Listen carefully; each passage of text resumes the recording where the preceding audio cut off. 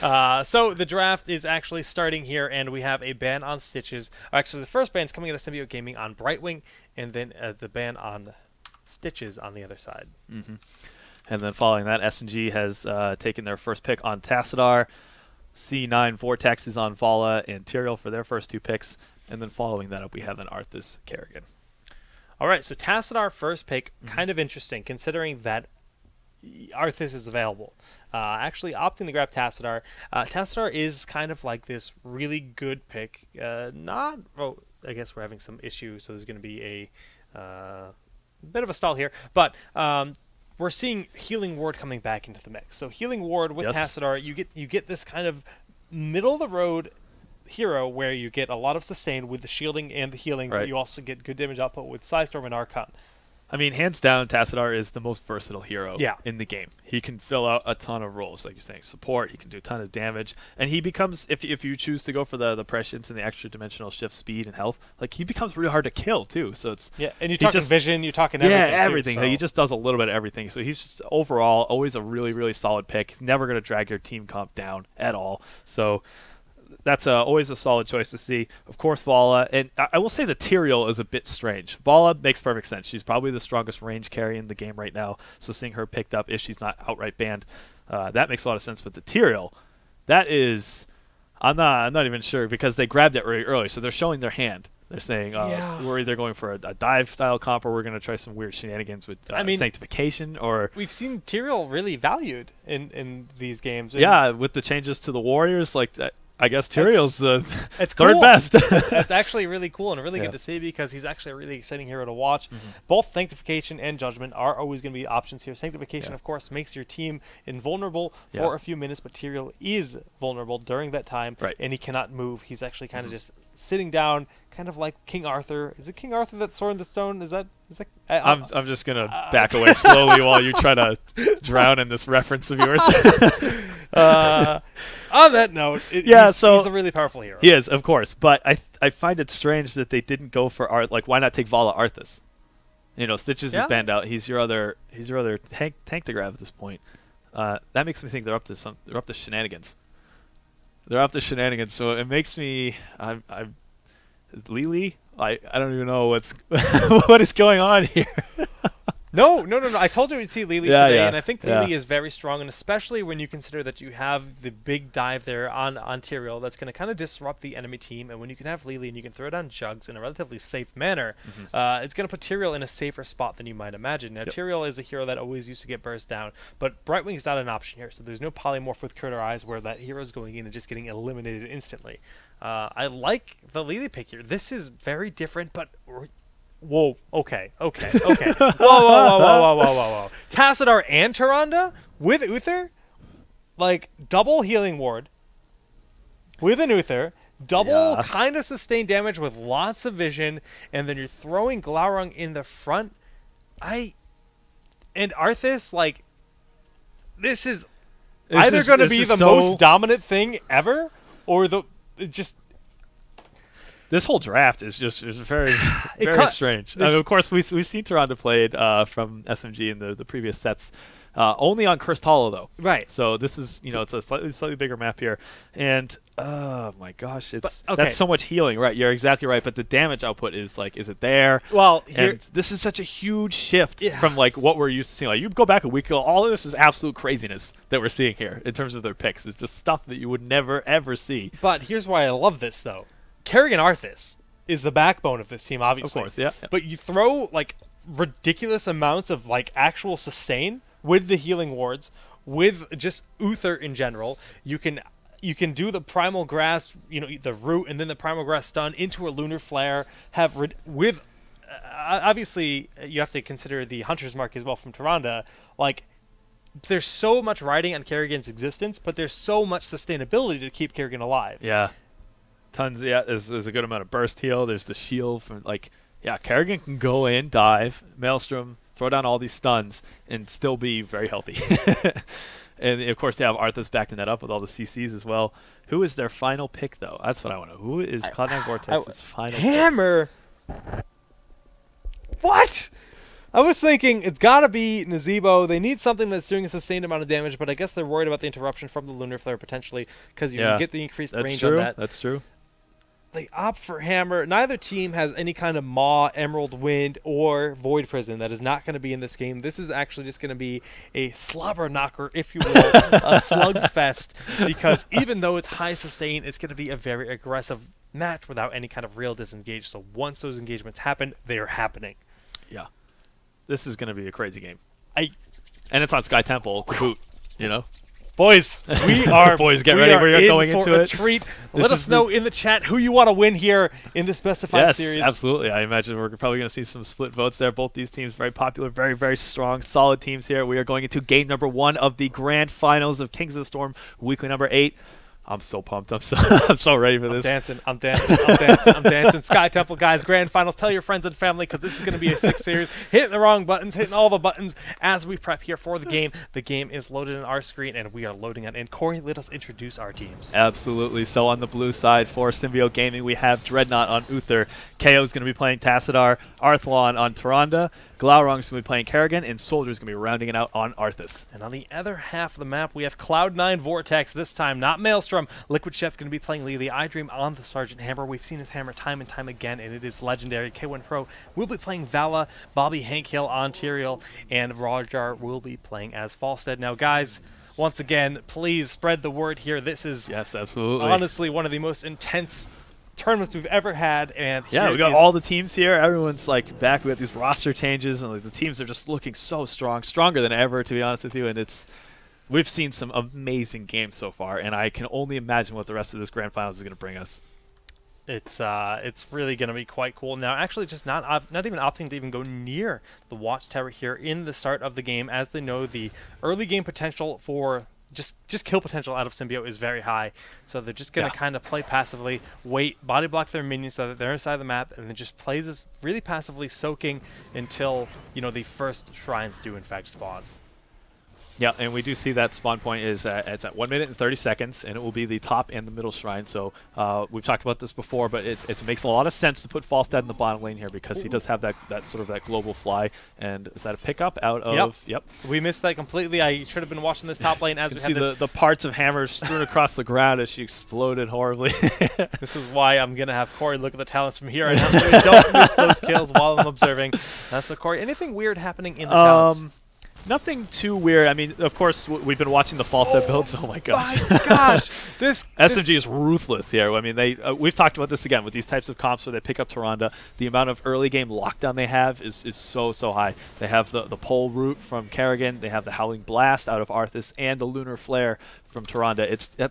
If you get caught by one of them and they're all there, no, you're not leaving. Sorry, it's just not how it works. Arthas Kerrigan is scary enough. Right. Lunar Flare with Hunter's Mark in there, just GG, my friend. And we can see instantaneously we have SMG just soaking this tower, getting those shots onto the middle lane. Those towers, they shoot. It's like an instant siege. Already one tower has been eliminated. It's how strong these things are. There are 2 available, and Cloud9 has just capped the top one. So Liquid Chef sitting up here. It looks like Cloud9 is just going to opt to trade out the towers. Yeah. So I mean, there's a lot of choices that each team has to make. Do we leave someone in the bottom lane to continue soaking so that we can get that experience lead? If we send people up top, how do we split our team between the 2 shrines that appear immediately? Do we bother taking a team fight? Do we just try to avoid each other? There's so much going on in terms of what the team's decisions are that it really creates for a really diverse strategy pool from each team, and it's fun to watch.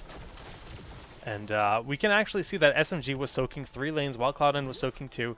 This top shrine is still available for contention. Now, Falstad is currently fighting Uther. He could fly up at any point, but SMG is actually going to end up getting the end shots here for this. So they actually have a really nice advantage right off in the start of this match. Nice siege structure advantage, and they soaked a little bit longer. And you can see just about a level lead. Yep. Exactly. So let's talk about those level 4 talents while we have a bit of a lull. No, never mind. Do we have a lull? Nice juke diving by right in, boosting down and then out and around, dodging the primal grass. But they can hear me, As soon as I start talking about talents, so like, time to dive in. But yeah, let's talk about some of these talents. For SMG, we're seeing double protective shield, double envenom, and healing ward. So tons of healing, burst healing with that protective shield, and then with that classic gank combo that runs around just exactly right here. Glaurung and Soldier playing Arthas and Kerrigan here. they can just roam around the map. If they find someone even slightly out of position, it's so scary. Look at the fear. Just using multi-shot in the bush and throwing the grenades there. They know the rotation is available. They say, where's Arthas and Kerrigan? Let's just play passively. They want to take that watchtower, but they can't. They don't know where they are. And meanwhile, they're just murking. They're murking like incredibly safely and incredibly effectively, while Cloud9 is finally just kind of, again, skirting around the edge of the watchtower. I mean, there's bushes around the outside of it as well, so they could be hiding it. Everything about it is just a danger. Let's not. They're playing heroes too that are difficult to escape with, especially for Sergeant Hammer. If you don't have that boost up, then good luck. Good luck. You don't have a blink or anything like that to get you out of there. So no mule here on the side of Vortex or Symbiote. Yeah, actually, that's a really good point to bring up. So we've talked about this a couple times before when we've seen this map. The structure damage that comes out of the towers is not, or the shrines, it's not AoE. So if you throw a mule down, you can heal while your fort or your keep is taking damage. And we even saw, I think it was Cloud9 Maelstrom, they took double mule, and that almost is enough to out heal the damage coming out of one of the shrine towers. So an interesting strategy, but we see that both teams are sort of opting not to go this route. So whatever damage gets done, that's permanent damage. So I imagine actually this game will be probably considerably shorter. Probably will still be very close, but probably a lot shorter than we saw for Cloud9 Maelstrom and SMG. Yep. Just looking at Tyrande actually opting for the protective shield instead of the healing ward this game, giving the additional burst sustain on the Kerrigan, which is what they'll likely want to do. So this makes Kerrigan honestly near impossible to kill, with both Uther, Tyrande having heals and double protective shield, and Tassadar for shielding. And the healing ward. It's actually just kind of crazy. SMG has hit level 10, and they have a huge advantage at this point. Yeah, so let's talk about some of those heroics that they just grabbed. We have Divine Storm out of Uther, Archon, Starfall. That's we've been seeing quite a bit of Starfall today, especially with that battle momentum. There's a lot of ways for Tyrande to reduce the 100-second cooldown that it has, but that's a large AoE area that can be put down on the map that does damage, and the 20% slow. Really nice. We see that Maelstrom as we expected. Probably going to see a lot of Kerrigan diving into crazy situations, but there's so much support healing behind her that she can get away with it. Oh my goodness, he actually just gets obliterated there as they just rotate forward and pick up the Tyrael. 2 forts have fallen from the shrines at this point.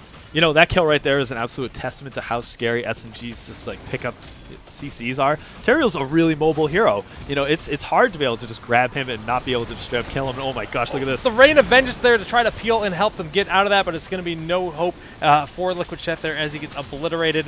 2 members down on the side. Tyrael has just respawned, but that's going to be a boss pickup here by SMG. Yeah. We see iDream and Roger are just kind of poking away, but the second they see Arthas Kerrigan rotating toward them, they're going to have to be very cautious. But SMG says, no, you know what? We don't need to kill you. We already have a 2-level advantage. The kills are up for us. A big judgment going down on Soldier, but so much sustain. He's going to be able to stay alive just fine.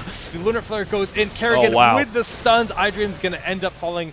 And everything at this point is just looking so scary on the side of SMG. I feel like this is going to be a reoccurring theme this game. It's just they get these nice picks on people, but they just can't kill anybody because there's so much burst healing coming out of SMG's team here with the double protector shrine, the healing ward, heals on 2 heroes, the shield from Tassadar. It's like, if the whole team is there, how is anyone going to die if they can't pick them off? And it directly counters this Tyrael style of play, right? Right. If someone dives in, it's like, we need to kill this guy really fast. And the big difference in this game is this is kind of what the game looked like for Symbiote between Cloud9, where they were just really dominating the shrines. Right. But Cloud9 Maelstrom had the double mule. Right. In this game, Vortex does not. So as their structures take damage from that boss, from the towers, from the shrines, it just gets worse and worse and worse for them.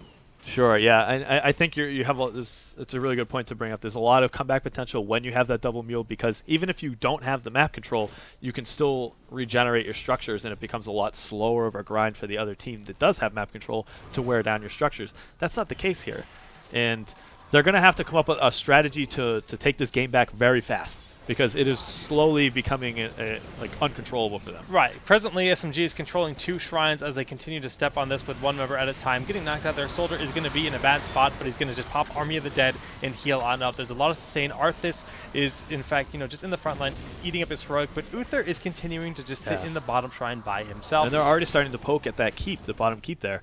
This is actually, they have the Giants there. Glaurung looks like he wants to push with them. The rest of their team are making their way down. They said, look, we can actually forfeit this. We don't need that damage. Glaurung. I don't know if he's going to be able to get out, honestly. Sergeant Hammer's going to be able to knock him back. Yeah, they're big rotation now, but with Arthalon here, the Judgment goes down on Glaurung, and he is going to get blown up, so it's a nice pickup, a little bit far forward, like you said. And this is actually going to be just, Arth might be getting picked off here as well. But, I mean, they managed to, they capped the top and the bottom shrine, yes? So, I mean, yeah, they're making poor trades hero-wise, but their structures are slowly losing health that they can't do anything about, right? Yeah, and Arth kept them busy for a good amount of time. These Giants are chipping away at this keep exactly at the 8-minute mark. I mean, they have to do something drastic, C9 Vortex does, to really come back in this game. They have to, like, really force these team fights that are going to be in their advantage, and they need to start taking that map control back, because without it, they're just going to slowly get suffocated to these shrines that are just constantly pelting away at their structures. Well, they pick up the Knights. Cloud9 Vortex is going to be picking up the Knights as well, but Symbiote, you can see how blue this map is. Yeah. This new roster with Glaurung is looking to be really strong, picking some really innovative styles of their hero draft. I mean, I don't know if I've ever seen triple support in a competitive match seem so unkillable. Triple support, this guy. Technically, it Technically, is. yes. Technically, it is. And Tassadar is playing as a pseudo support. He is getting, some more healer style talents. We can look at the talents. All right, again fine, here. Jake. He is. I'll give it to you. All right, that is fair. So, I mean, the reason that we bring that up as a point of contention is, I would say, probably for the past 2 or 3 months, Tassadar has been played as, it's quote-unquote support. That's the role that he has been given from Blizzard. But he's been played mostly as an assassin. He does damage. He pops into Archon. He has abilities that buff up his auto attacks. So he's meant to deal a lot of damage. That said, he does have things in his kit that will give him, the ability to support. He has, the shield, and of course, Healing Ward is also available to him. So that's AOE healing for the rest of the team. So he does fit both of these roles right now, and it's giving them dividends here. It's really working out very nicely. Falstead build is also a little bit interesting. It's kind of a bit more different build than what we've seen in the past. Of course, we've seen a few varieties here today. Hammer, the traditional style, is being played, so nothing else really looks to be all that weird. But yeah, I think that this Falstad build is sort of becoming the new style of the old, if that makes any sense. So, of course, Falstad lost Rewind in this last patch, so he has 2 Thunder Strike type available, talents available at level 13 that he has to choose from. It's either he's going to go for the 15% extra damage with each strike or the shielding, and then at level 1, I mean, having that extra range and slow on your hammering, it's hard to pass that up. Look at the way they're rotating here. They see that SMG is all going to the top lane, so they just leave Uther there while 4 members of SMG move back on down to the bottom. Continuing to control 2 at this point, and you can see all the forts are down and the back structures are under siege at this point from these shrines. Yeah, they have to get aggressive here. They have to take a kill. They have to get the advantage here, because if they give up both of these shrines, and they have Giants pushing down bottom lane as well. This is so scary. As Uther rotates down, SMG gets very aggressive here. They're going in. Bobby Kill is able to use Aldruin's Might to get over the wall. Glaurung looking for that. Rain of Vengeance is completely whiffed, and it's going to be on cooldown here. Now Archon is used to do some damage, and he's forced to back up here. But with his phase shift, he's able to, or dimensional shift, he's able to just kind of heal on up. Both teams just kind of really poking at each other. Really nice zoning coming out of the Soldier there with Arthas. He's just like pushing them, keeps shoving them back off of that shrine, saying, no, we're going to keep control of this. And then they just rotate the fight back up to top here. And they cap it and leave. Like, it's so well done. It's the smart thing to do. Oh, Bobby Hankel gets hit with that, with the follow-up from the Lunar Flare. The combo is missed. Shock and Awe. The Hinterland Blast does a lot of damage. We see Healing Ward's going down. We see Starfall doing so much work right now. Kerrigan goes in. Primal Grass picks off Tyrael, and Rarjar is in a really bad spot, as well as KO is putting the aggression on. Hey, if you wanted to know why Tyrande is grabbing Starfall there, that was the poster child for the argument for why you grabbed that. It was just like exactly in the retreat path is the slow, and it did so much damage that fight. And just the sustained damage of the Lunar Flare chipping away at people in Starfall. It's not that Tyranda's the hero that's going to get those final killing blows. No, she doesn't have that burst. It's just like continuous, like solid damage. It's a lot of zoning too, so I mean, SMG continues to dominate. They have their presence here on the map. They're going to take this boss here, and then I imagine they're just going to back up, take those Giants, and I don't see why they can't push out to try and take that bottom keep. They have this 2-level advantage going in, and it's very, very scary for Cloud9 Vortex right now. Yeah, picking up a nice safe boss here, rotating over to their Giants. You can see the healing from those triple support in this game is actually just kind of silly. Lily is sitting at the top of the charts in theory, but triple support is something new here, guys. Yeah, we actually haven't got too much of a chance to talk about Lily's build. But I think the interesting one that is grabbed at level 16 here is Herbal Cleanse, which removes all silent stun, slows, and roots from the target and increases the movement speed by 20% for 3 seconds. That's a seriously really good. That's like it's basically Cleanse thrown onto level 16, but that's every time she taps Q, which is every 4 seconds. So that's super good. That's one of the new ones. It's going to bring Lily really into the meta here. Yeah. I think Lily is definitely a viable tank, one of the 4 viable tanks at this point. And support, of course. Excuse me. Yeah. So I'm glad to see that happening, and it's been cool, but this composition from SMG is just proving to be a little bit of a problem for Vortex right now. Yeah, you can see them. They're just rotating around the map. They're taking the safe play here. They're just continuing to take every Merc camp on the map here. You know, basically taking the passive route to getting to level 20. This, just about, I was going to say, gets them to level 19. And they're going to have a very clear shot at taking this top shrine. And we need to see a really, just a change in style in terms of how they approach these team fights. They got to figure out one of the targets that they can dive on safely and get a pick very early in the fight. So like either whether it's Glaurung or Arthlon or somebody that's not going to be able to escape so easily.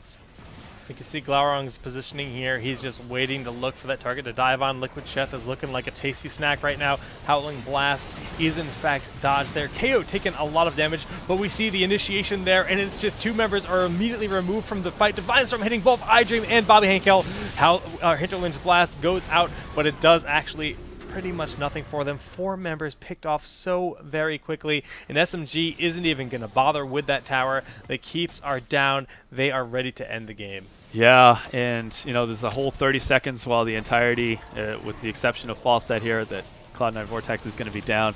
There's going to be a lot of damage output onto the core, and I don't see any way the Cloud9 is going to be able to defend this, and I think we are going to see a 1-0 advantage to SMG at the start of this grand finals of Kings of the Storm Weekly number 8.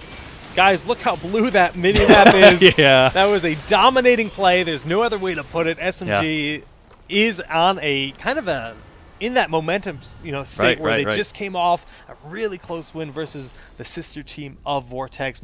They beat Maelstrom, and I mean we saw their game versus Maelstrom on this exact map, and it was so much closer, and it was so much more back and forth, and I wasn't really quite sure if SMG had their strategy worked out for this map, but I think that game really shows that they've got a good game plan moving forward. Right. They knew how to split up their team. They knew when to rotate. Exactly. They were very, very clear and concise. You can see how much they use that watchtower. That watchtower is a crucial part of the map, and they almost always had it. Right. And they wouldn't make any cheeky rotation unless they had that watchtower. Yep.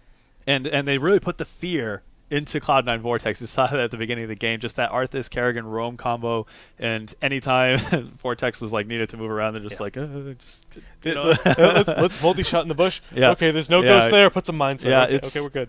But that's exactly what you have to do if you play that type of comp. You need to make sure that you're getting the maximum value if you're going for that style, and they absolutely did that. So what map should they aim for? We see Mines is banned out here, and it looks like this might actually go pretty quick. We're still going to throw to a quick break just because it can take a lot longer than you might expect. Right. But just real quick, what do you think they should try to aim for? In terms of a game plan, do they ban Arthas instead of Stitches? What's... I mean, I just... Oh, jeez. I think it was kind of a mistake for them to grab Tyrael, and they had the opportunity to grab Arthas. So maybe just... I'm not sure what exactly their game plan was grabbing Tyrael there, and whatever it was, it never really ended up panning out for them. As you can see, there were 3 deaths for the entirety of SMG the whole game, and it wasn't really.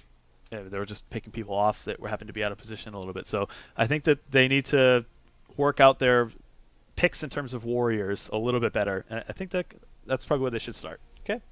Cool, guys. Well, we're going to throw to a quick commercial break. We're going to find out what map we're playing on next. So stay with us and tell your friends once again. Just spread the word here for the grand finals. Yes. Kings of Storm Weekly 8. We'll be back.